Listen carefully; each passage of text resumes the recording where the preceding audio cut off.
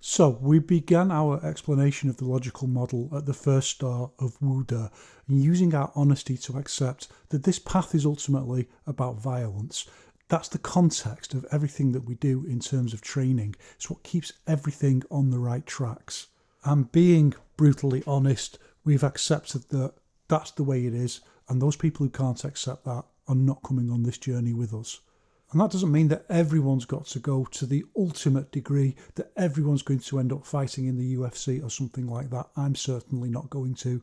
It just means being honest about the level and degree of commitment you're going to put into the path, and making sure that however much time, however much effort that is, it's always professional in approach. So we have this idea of amateurs but with professional mindset. So if you're just practicing half an hour a day, if you're practicing a few punches, for example, on top of your standing, well, you may as well do the punches correctly. And that's our whole attitude, our professionalization. You do them correctly as best as possible. You think about the context of the reality of the fight, and you do your training within that context, even if it's only a small amount of training in that day.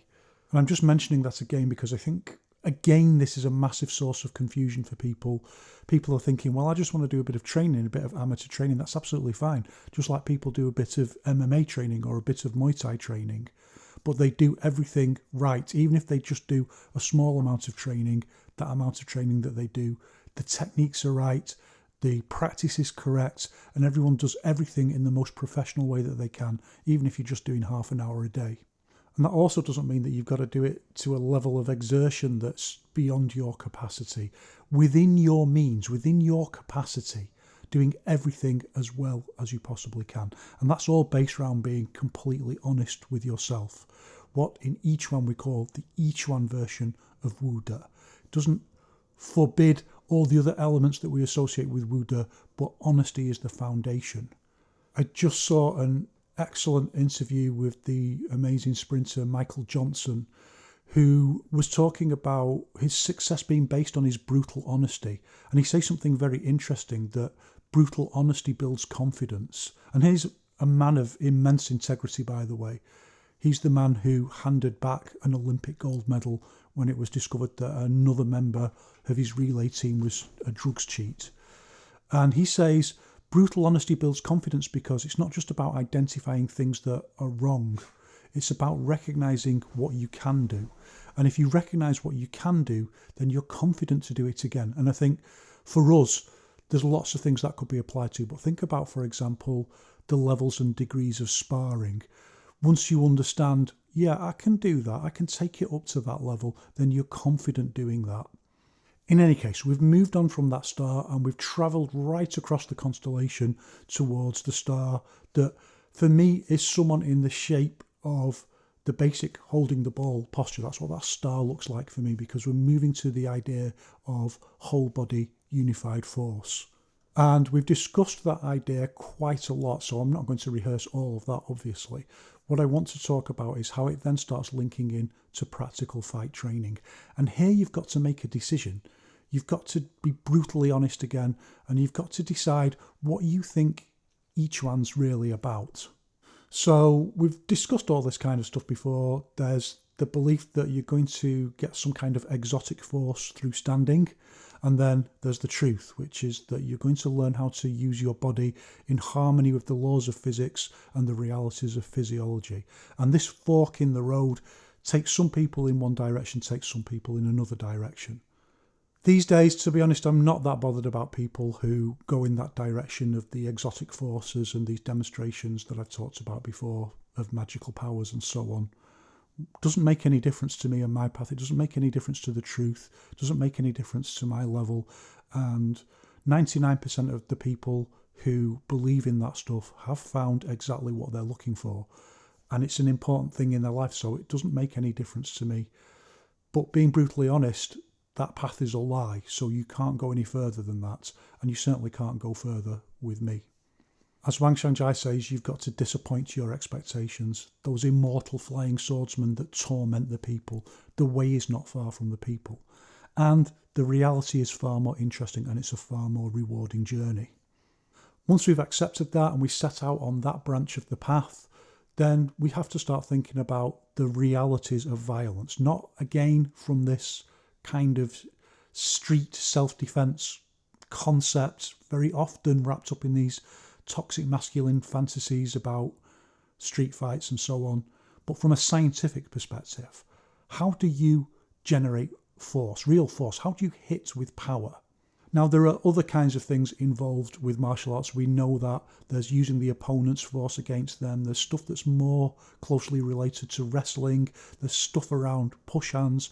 But we've got to start somewhere. So let's start with this most basic concept. How do you hit with power? How do you generate force? So let's travel light years across the constellation to a point that's quite far into the logical model. Someone doing standing pole, basic holding the ball posture to improve and cultivate their whole body unified force. And it's in the nature of the holistic model that we understand that Wushu masters of the past have identified that this training practice will ultimately solve quite a few problems around this issue of how to hit with force, and that's why they're doing it. But at this point, we don't necessarily understand that. We can't see enough of the constellation to see why that would work. But we've got to start somewhere. So let's imagine that from the holding the ball posture, and we can do this as a practical thing, as an exercise that people can follow along with. From the basic holding the ball posture, let's imagine that we want to punch, and let's imagine that we already know, for example, that you need to make a fist, and that's not immediately obvious. We'll come back to that in a moment. So let's imagine that we already know you need to make a fist, and that to hit you need some kind of kinetic force. And that kinetic force is going to be supplied by the movement of the arm. So we're just going to stick the arm straight out forwards, and that's going to be our first basic posture. But let's imagine we've got no idea what we're doing, how to do it, or any reason why we should do anything in any particular way. So let's then imagine that the first thing we do is we just keep our arm kind of floppy, because if it's floppier we can get it out faster, and we kind of have a heuristic understanding that if we can move the arm faster, maybe we can generate more force. So we keep it floppy and we throw the arm out. And we don't need to be a physics genius to understand that if we do that, when we reach the hit point, when we make contact with the target, a lot of the force that we're generating from our arm isn't going to be directed into the target. It's just going to be dissipated back through the arm and through the loose joints. Our arm is just going to crumple against the opponent's face instead of crumpling the opponent's face. And that's not what we want. And yet, how many times in Chinese martial arts do we see people not only punching like that, but then coming up with explanations for it? And this is a classic case of something that we've talked about before, something that Confucius gets at, that people make a mistake and then instead of correcting that mistake, instead of being honest about it, they double down. So they'll say something like, well, the arm's got to be relaxed so that the chi can flow through it. And so you say, well, okay, that's fair enough, but can you demonstrate that on a bag? But of course they can't, because their arm will just crumple on the bag the same as it would on a face. So then they say, well, you see, a bag's not like a human being. It can't react in the same way as a human being. But then when they try and do it on a human being who won't play along with it, then they've got to lie again and say, well, this human being isn't advanced enough. They're not trained enough. Their chi isn't advanced enough to be able to receive the force, and so on. Which is a little bit daft, isn't it? Because if you can only make it work against people who are already trained to receive it, then what's the point? It's like I saw someone who teaches an Yiquan class saying online that they'd never been beaten in push hands except by someone who used brute force. And I thought, well, that's the whole point, isn't it? If you can't use it against someone who uses brute force, then what's the point? And as Wang Shangjai student Yu Yongnian points out, these people get caught up in these lists of lies, these endless chains of lies, and it's a horrendous way to live. But for us being more scientific and being more brutally honest about our training and being guided by the reality, we have a think about that, and it's immediately obvious that you somehow need to tense up the arm. And without understanding the actual mathematics behind the physics of it, we can understand intuitively that a tenser arm is going to transmit more of the force. So we tense the arm up, and then we've got another question that we don't really know the answer to, and that's, well, now we've gone along this line of thinking about tense things transmit more force. What if I stick my arm straight out? Do I stick it straight out or do I keep it bent? If I stick it straight out, then all my bones are in a line, and then that will transmit more of the force as well. Well, this is why it's got to be a social project. It's a little bit like imagining the ancient world, people finding out what kinds of foods were poisonous and what kind of foods weren't. We benefit from people in the past who died from eating the wrong kind of mushroom. And also we benefit from the people who noticed what kind of mushroom they ate. Similarly, we benefit from people in the past who've experimented with this, people who've probably hurt their arms by hitting straight out with force and locking the bones in place. And that's what Wang Shengjai called brittle force. And here we're starting to move over, or we can see the light that's shining from the star, that's the doctrine of the mean, this really key Taoist concept. Because we start to think, well, there's got to be some golden average here between the arm being bent and the arm being straight. We want to transmit as much force as possible, but we want the arm to be safe, so it needs to be a little bit bent. We've got to make a compromise, so that starts to tell us that we don't lock the arm out when we throw the punch. So now we're tensing up and we're putting the arm out as fast as we can, and we're not completely straightening it. And you can imagine it a little bit like a computer game with thousands of people experimenting, and then the correct method evolves, so lots of people hurting their arms trying to hit a punch bag with completely straight arms, and lots of people hitting a punch bag with floppy arms, and step by step it evolves. And at this stage of evolution, we've solved one problem. So you can imagine someone hitting a punch bag. Part of our social project, people start hitting a punch bag. I'm talking about the ancient history of Wushu here as a social project, as all these ideas develop. But just out of interest, Wang Shengjai and his early students did have punch bags. I forget who it is. Oh, I tell you who it is. Sui Rui Bin talks about it. They had punch bags, because some people have said that they didn't, and they didn't hit punch bags. And Yao Zongzun told Sui Rui Bin that they did in Wang Shengjai's time. In any case, at this point, our social project, or our logical model that we've inherited because of that social project, solves a problem for us. In fact, it solves two problems. First of all, it tells us that a tensor structure will transmit more force to the hit point. And secondly, it starts to tell us something about bone alignment. If the bone alignment is too straight, you can transmit more force, but it's a very brittle structure that can damage your own arm. And from there, we can kind of extrapolate that if the bone alignment is too unstraight, then that same phenomenon can't take place. And we haven't learned yet. We've talked about all of this in the beginner's class, but here in our logical model, we haven't come to that part of it yet. So we'll leave that aside for the moment. But with every problem that we solve, we just move on to a new problematic. So from here, we realise that we've made all these gains in the logical model, but now we've lost power, because tensing the arm means that we can't hit with as much speed. And we understand, whether through physics or just through physical practice, that the power we're generating is velocity times mass. And here the problem breaks into two.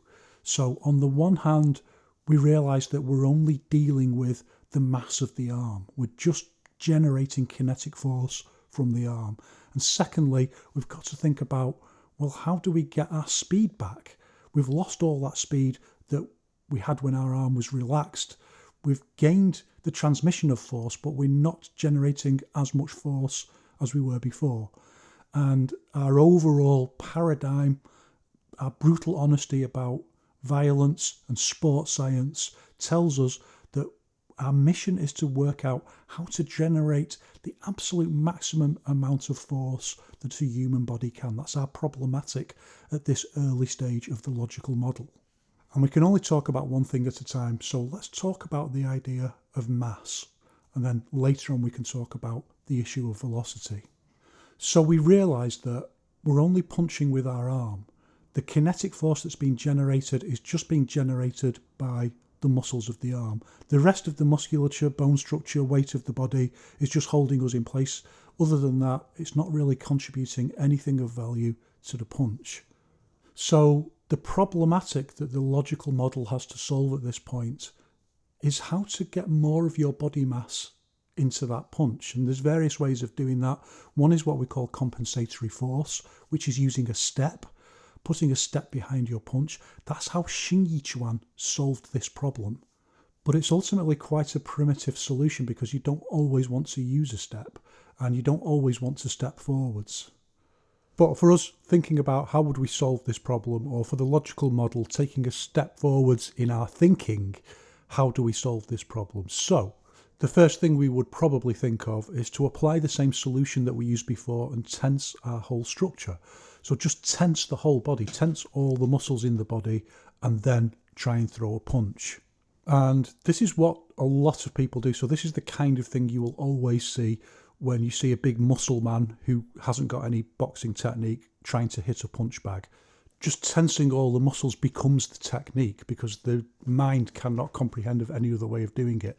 And I think Wang Xiangjai particularly points this out. I've got so much stuff, so many things that I need to get fully, properly translated and put out there. But I think it's Wang Xiangjai specifically who talks about being very careful that when we say whole body unified force, we don't mean this. And he points out that a lot of people just assume that it must mean this because when you tense up, it feels like your whole structure is linked together. And even though Wang Xiangjai says, beware of this problem, beware of thinking that this is what we mean by whole body unified force, nevertheless, we still see people in Yiquan instructors moving like this. And something else we'll usually see with this is what we call leading with the arm. So you can see that someone's arm moves first and then their body just tenses up behind it, whereas when someone can really use their whole body structure, their torso moves slightly first and pushes the arm out. And this is an idea, a principle that comes from Yiquan, which is usually described as the arms are like spikes and the centre of the body is like a mallet that hits the spikes out. However, tensing up the whole body doesn't really solve our problem, but it does lead to a couple of interesting things. So it helps us understand the way that the arm on its own can then be anchored back into the body. So it creates a more stable backdrop, a more stable buttress for the arm that it can press against when it hits the contact point. So it can do something to aid a little bit in terms of force transmission. And that concept of anchoring in itself becomes quite important. And in a very different context of Taijiquan, very different from this mistake I'm talking about, tensing the whole body, because you don't do that in Taijiquan. In Taijiquan, you use whole body unified force. But you can learn from this error of tensing the body that you can do something really interesting. Once you anchor and link together the whole body like that, you can use gravity. So you can drop your weight, and the arm is so closely linked into the rest of the body that that can add something into the technique. It adds more into wrestling or push hands techniques than it does with a strike, usually unless you're punching downwards. But those are really useful techniques that we want, and particularly in Taijiquan, so it becomes a really useful concept. But we have to take the step of realising that we need that idea, but not with this overall just tensing up of the body. And I think it's worth just remembering here and just recalling that the old Yiquan masters, including Wang Xiangjai, did in fact talk about Yiquan in these terms, that they did talk about it using these mechanical metaphors. So this reactionary event that's occurred at the moment, where there's certain quite large schools of something called Yiquan, where people are saying, oh, all this stuff about structure and the way that the body functions in terms of its mechanics is an aberration that's been added on afterwards by other teachers. Well, I gave a quote a few episodes back from Wang Xiangjai where he's using exactly this kind of language and makes it clear that that's exactly what he means by internal force. In fact, it's these people who have started talking about exotic forces and fascia and linking this in some way to a supposed mystical skill that links to the Shaolin tendon marrow washing changes. That's the reactionary thing that's been invented after the event. And on top of the Wang Xiangjai quote I gave, let me just give another quote from Yiquan. He says, quote, "From a physiological standpoint, human strength originates from muscle contractions. In a simple analogy, a person is akin to a crane, with bones forming the framework and muscles and tendons resembling ropes. When we relax one system of ropes and tense another, limb movement occurs. The tension and relaxation of muscle and tendon systems are fully under the control of the nervous system, and this neural control over the muscular system is closely connected to everyday life and labour. When we repetitively perform a certain action in daily life, neural control becomes relatively sensitive and accurate. Otherwise, it becomes sluggish and chaotic. Hence, when individuals engage in unfamiliar actions, they often feel exertion without proportionate results. Some young individuals with well-developed muscles, when engaged in rural labour, may find themselves less enduring than older farmers with less developed muscles. This not only relates to labour skills and training, but also highlights the discord between tension and relaxation." And he then goes on into some critical stuff that we also need to understand, but we'll come back to that another time. But it's exactly the same thing for the big muscle men who try and hit the punch bag, and then someone like me, a middle-aged bloke who's not particularly muscular, but I can hit the bag harder and faster than them. But then when I have to do some kind of exercise that I'm not familiar with, well, I also experience exactly that thing that Yiquan's talking about. And that's why varying your training is really important, by the way, because it works different parts of the body in a completely different way. So a task that seems like it wouldn't even be as hard as your normal training feels like it's miles harder because you're using different parts of your body. So we'll wrap up this part of the section here and say that this idea of tensing the body leads into the discovery that you can anchor limbs to the rest of the body, but tension isn't the right way to do that. And it also leads into the discovery that you can use gravity. So think about the low stances that are used in Taiji, or in the logic of the Yiquan logical model, we would say it allows you to use sync. And think about how important the concept of syncing is in Taiji, and now we understand why that occurs. Everything's about maximizing your ability to use your body, but also looking at it in overview. Things like Taijiquan don't just come to us like from the ancients, from some kind of divine origin. Wang Shanzhai himself makes this point. I've said multiple times about people believing that somehow the secret formula was inscribed on a turtle shell and passed down. Taijiquan's just something that people have thought about and put together. It's a certain historical stage of development, and within that historical stage of development, they've created advanced whole body interconnectivity, but we can understand that they've linked it into this idea of using gravity, because by anchoring their whole body together, they can then use their body weight and sink down.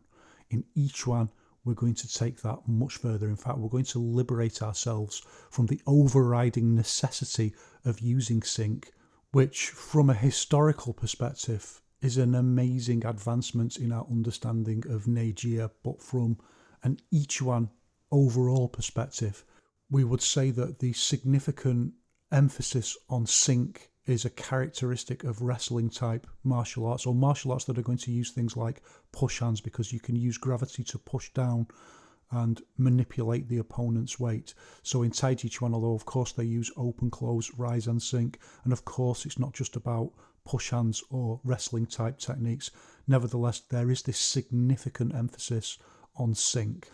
Much as like in each one, there's a much more significant emphasis on open and close, because it's much more about striking for the most part. But nevertheless, we try and keep these four contexts, open, close, rise and sink, as task-specific core concepts for movement that we can apply to a particular problematic, rather than determining the technical structure of the martial art in the first place. So, for example, Taijiquan starts out with the principle that it's going to use sync, whereas in Yiquan we start out with the principle that we're going to look at the problem itself and then decide how we use a combination of the four contexts. Actually, there's 5 contexts, but we'll come to that shortly.